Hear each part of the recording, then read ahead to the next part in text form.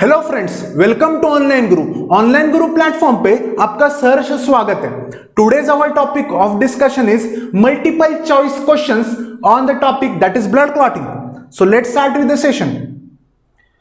Here the first question is, the vascular spasm is initiated by which chemical released after the vascular injury, that is blood vessel injury?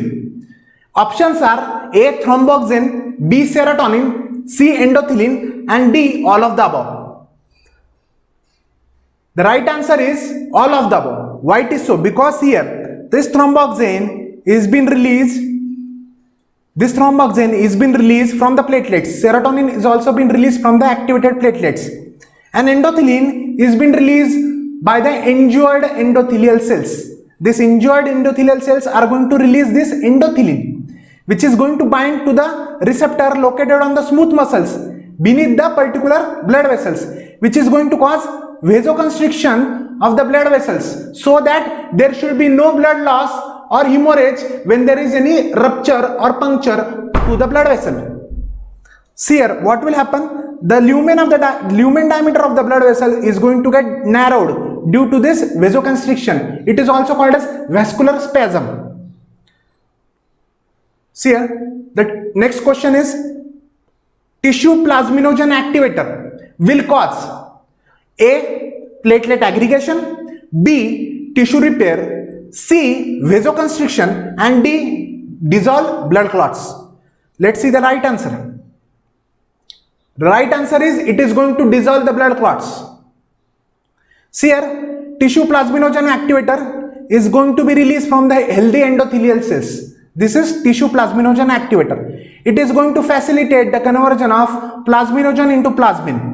This plasmin is going to cut down. It is going to cut down the fibrin monomers. See here, this scissor, it is going to cut down. This scissor is actually fibrin. This is going to cut down the fibrin monomers to form a small particles of fibrin. So the clot which is going to be formed inside the blood vessels is going to get destroyed. It is going to get dissolved by the particular tissue plasminogen activator. The next question is, which is the correct order or the sequence in the hemostasis that is called as blood clotting? A option is the vascular spasm, platelet plug for aggregation, activation of clotting factors, and fibrin mesh formation. Then B is vascular spasm, activation of clotting factor, platelet plug formation, and fibrin mesh formation. Next, C is platelet plug formation, vasodilation, activation of clotting factor, and fibrin mesh activation. D is vasodilation, platelet plug formation, activation of clotting factor, and fibrin mesh formation. Out of these four questions, we have to cancel the two options. See here, vasodilation is not going to occur in the injured endothelial cells, because vasodilation is a property of nitric oxide, which is going to be secreted by the healthy endothelial cells. It is not going to be secreted by the injured endothelial cells. Hence, this option is already nullified. Vasodilation is also option present in the option C. It is also going to get nullified. So we have to choose the correct answer among the both. That is A and B. See here, the actual initial step which is going to take place in the blood clotting is, first one, it is vasoconstriction or vascular spasm, followed by platelet plug formation, then activation of clotting factors or coagulation proteins, finally formation of fibrin mesh, that is secondary hemostatic plug. See here, therefore what is the correct answer? The correct answer is option A, because there is vascular spasm, platelet plug aggregation, activation of clotting factor, and fibrin mesh formation. This vascular spasm is going to be taken place by the thromboxane as well as serotonin. Platelet plug formation is going to be taken place by it consists of platelet adhesion as well as platelet aggregation. Activation of clotting factors is going to be facilitated by prothrombin as well as other factors. Fibrin mesh formation is going to cause cross-linking of fibrin monomers by factor number 13. That is also called as fibrin stabilizing factor. Then which factor is responsible for sticking or binding of the platelets to the injured endothelial cells. Means which factor is being secreted by the injured endothelial cells which is going to stick, which is going to attract the platelets towards it. The correct answer is von Willebrand factor, which is the most important factor. See here, when there is an injury, see here, when this is the particular injured endothelial cells, it is going to secrete a sticky substance, a glue-like substance, this blue color substance. This is a von Willebrand factor. The circulating platelets are going to get attracted due to this sticky substance and going to get attached on the surface of this von Willebrand factor. And this von Willebrand factor is primarily responsible for attraction, adhesion, as well as the accumulation of the platelets towards the endothelial, that is injured endothelial cells. So the correct answer is von Willebrand factor. See, match the following terms.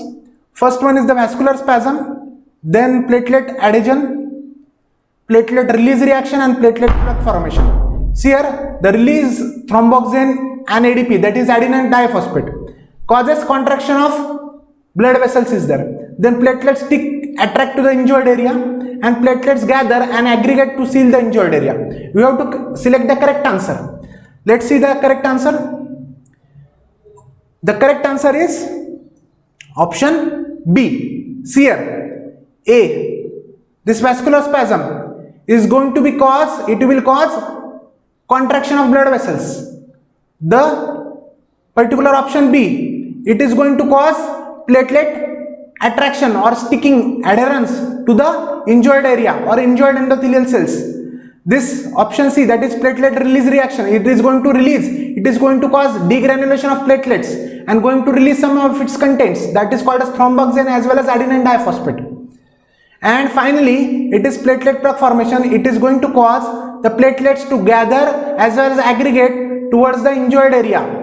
This is an injured area. These platelets are going to get adhered and aggregate to this particular area, forming a second primary hemostatic plug. Then the correct answer is option B. Hemophilia, also known as Christmas disease. It is caused due to deficiency of which clotting factor? We are going to see the options. The factor A option is factor number 11. B option is factor number 12. That is also called as Hagman's factor. C option is factor number 10. D option is factor number 9. Now let's see the correct answer. Hemophilia is the disease is being caused due to the deficiency of factor number 9.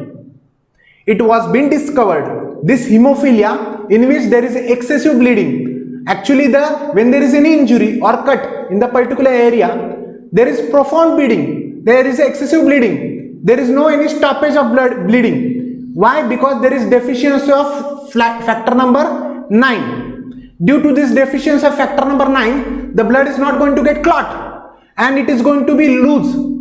It is going to get, the hemorrhage is going to come into existence. All the body is going to get lost. Then this is been observed first in the particular 5-year-old boy. His name was Stephen Christmas, in which the hemophilia disorder was been first discovered. Then the extrinsic pathway for prothrombinase formation will require, A option is tissue factor, B option is prothrombin, C option is proaxelerin, and D option is fibrinogen. The right answer is tissue factor. See here, I am going to explain you diagrammatically. This is an interstitial compartment. This is the blood capillary containing a blood. Normally there is no any activator present in the blood with respect to the extrinsic pathway. But when there is any injury to the endothelial cells, the tissue factor which is present in the interstitial fluid is going to leach, it is going to leak into the bloodstream, and this is going to in turn activate some factors like factor number 7, which is going to activate factor number 10, and finally factor number 10 is going to secrete the protein, that is prothrombinase, which is going to catalyze the conversion of prothrombin into thrombin, and later on the cascade of the coagulation is going to take place. This is actually, see here, this is the actual injured endothelial cells is going to release the tissue factor inside the bloodstream, and in turn it is going to activate the prothrombinase enzyme, essential for the activation of blood some clotting factors which are involved in the blood coagulation process. Then next question is, which factor is responsible for cross-linking of the fibrin monomers into fibrin mesh? See here, fibrin monomers are formed, but we want to convert it into a fibrin mesh by cross-linking. Who is going to conduct it? Let's see the correct answer. First option is Hagmann's factor, second option is Christmas factor, third option is fibrinogen, and fourth option is fibrin stabilizing factor. The correct answer is fibrin stabilizing factor. It is also called as factor number 13. What is the actual role? See here, fibrin stabilizing factor is going to convert this fibrin monomers into fibrin mesh. This particular monomers are going to convert into fibrin mesh, which is going to hold on the aggregated platelets, so that the platelets cannot be washed or move away along with the circulating blood. And ultimately this particular mesh which is going to hold on the platelets is called as secondary hemostatic plug. See here, this fibrin stabilizing factor is going to convert or catalyze the conversion of fibrin monomers into cross-linked fibrin fibers, forming a fibrin mesh. These monomers are converted into this particular fibrin mesh, which is going to hold on the platelets to this injured area, that is injured endothelial cells. So this process is formation of blood clotting, and ultimately there is a formation of secondary hemostatic plug. The next question is, which vitamin is responsible for activation of clotting factors, that is clotting factor 2, 7, 9 as well as 10. Then let's see the correct answer. The options are vitamin D, vitamin E, vitamin A and vitamin K. The correct answer is vitamin K. But how? What is the mechanism of action? We are going to discuss now. See here, vitamin K, it is going to cause gamma carboxylation of the glutamate residues located on the clotting factor. See here, this is a clotting factor. Initially there is no any charge on this clotting factor. These are some amino acid residues called as glutamate residues. Glutamate is an amino acid. There is an amino acid residue known as glutamate residues, which is primarily located on the surface of the clotting proteins. This clotting proteins is not having any charge. What will happen? When there is presence of vitamin K, it is going to cause carboxylation of this particular carboxylic group on the glutamate residues. This carboxylic group is going to get bind to this glutamate residues, and it is going to cause carboxylation, which is going to form gamma carboxylate or gamma carboxyglutamate residues, also called as carboxyglutamic acid. And now see here, there is actually a net negative charge which is going to come on this particular clotting factor. Hence, due to the opposite charge, it is going to bind with the calcium ions, and in turn this particular one clotting factor is going to bind with one calcium ions.